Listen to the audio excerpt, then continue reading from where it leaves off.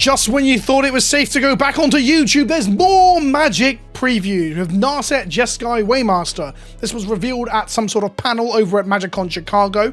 The full reveals for the set are coming later today, but I will be finished for the weekend and spending time with my family. So I'm just gonna do a little video about Narset and then ride into the sunset like some sort of family man cowboy. Narset Jeskai Waymaster marks the 6th iteration of Narset that we've seen and the 3rd creature. She's an interesting one because she's originally a creature, then she transcended and became a planeswalker, and then she lost her spark again. From a lore perspective, this art, it's hard to tell if she's gotten older here, but she looks older on the front cover of the Commander deck that she also has a card in. So maybe losing her spark made her age. Maybe it's a different timeline. Don't forget that Tarkir was originally a time-traveling plane. All that and more will be found out over the next couple of days and into the release of this set in a month or so. If you're confused about timelines, still the Final Fantasy shit, Final Fantasy is in June. They decided to preview it all, launch it at a pre-order price that's astronomically high, and let it sell out, probably because it helped the quarter, if I'm honest. So what does the card do? She's a 3-mana 3/4 human monk legendary creature, so she can be your commander, of course. She's blue, red, and white. The colors of the Union Jack and of the American Dream. The colors also known as Jeskai, a name given to a faction found in the original cards block that gave us the name for the 3-color wedge. At the beginning of your end step, you may discard your hand, and if you do, draw cards equal to the number of spells you've cast this turn. So in essence, you ditch your hand, and you draw cards equal to, I'm just reading the card back out to you here, I don't know why I'm doing this,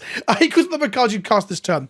Basically, like the flaw for this is that you've got 1 card in hand, and if you cast 2 spells, you double spell for the turn, which emptied your hand, and you ditch that 1 card and refuel with more cards than you had in hand. That's like the flaw for this. I guess the flaw is that you just don't choose to trigger this because it is a May. It doesn't punish you for having it in play. The upside, though, is pretty damn high. Storm as an archetype in Commander has had some help recently by getting the literal card Storm from the X-Men, which is a rather wild commander. That's pretty hard to build anywhere outside of like the high-powered. Which bracket is this? I guess it could technically be a bracket 1 or a 2, but in reality, this is like a bracket 4 commander, if you will. Narset gives us another version of Storm where you can have the turns where you're storming off, you're casting 0-mana spells, you're casting spells for free off of like exile from graveyard effects, you're casting spells you've plotted previously, you're doing all this kind of stuff to just to cast multiple spells and get that storm count up, and maybe that won't get you a big storm payoff. Maybe you won't unleash the elephants.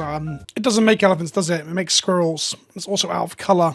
I don't know why I went down that route, but something else maybe. But then you can go to end step, trigger Narset, and draw a ton of cards. So she actually allows you to do storm turns that set up later storm turns by drawing you a load of cards. Seems like a pretty interesting and cool way to do a Storm Commander where it isn't rewarding you for that, but it is allowing you to get there later. I also like the fact that she hasn't got a single keyword on her. There's this really common thing now of sticking 2 keywords and a strong ability that enables the card onto commanders. I prefer this. Although her being a 3-mana 3/4 is just par for the course now. That's just like how power and toughness work in Magic. I actually think she's kind of interesting for Cube. There are turns where you whiff pretty hard because you don't hit the card you need. So playing a Narset on turn 3, making turn 4 your go turn in powered or unpowered Cube, not quite getting there, drawing the rest of your deck, untapping on the following turn as long as you haven't decked yourself at that point. I guess that's the danger with this card, and in Cube, and then to go again. So I don't hate it for Cube, although the obviously clear problem for Cube is that having a 3-color card outside of green is usually quite rough. Let me know what you think of Narset Jeskai Waymaster in the comment section below. Are you planning to play her? And I'll cover the rest of Tarkir at some point next week when I get back from spending time with my daughter for her birthday. Merry Christmas, Happy New Year, Happy birthday. I don't know what the fuck I'm doing now. Goodbye.